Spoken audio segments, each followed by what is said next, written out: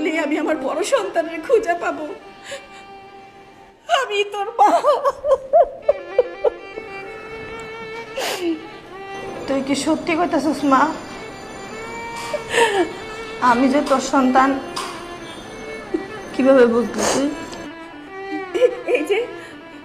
এই যে পিঠে তোর দাগ, তোর জন্মের পরে পিঠে এই দাগটা ছিল।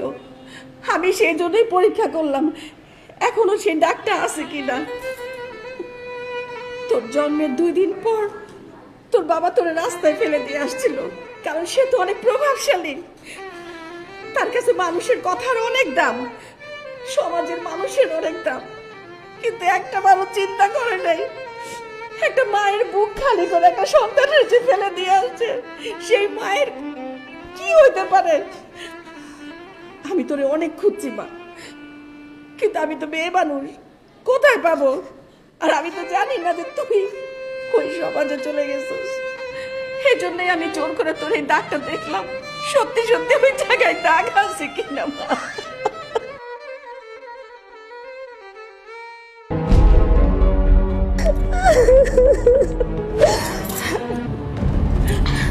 স্যার মা, আমাদের এই আবেগ ঢালে চলবো না।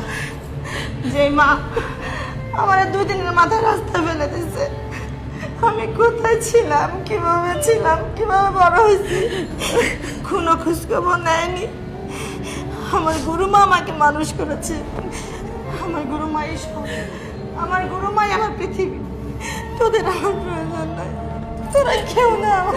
না মা, আমি এখন কোনো সমাজের পরোয়া করি না।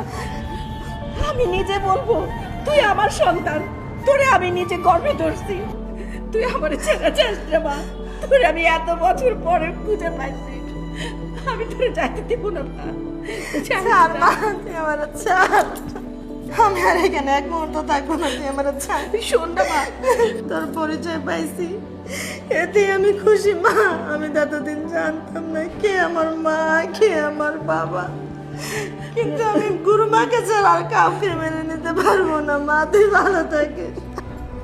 না মা, তুই আমার এই আবেগ আর দেখাস না, আমি আর এখানে থাকবো না এক মুহূর্ত। মা শোন, মা ছাড় না।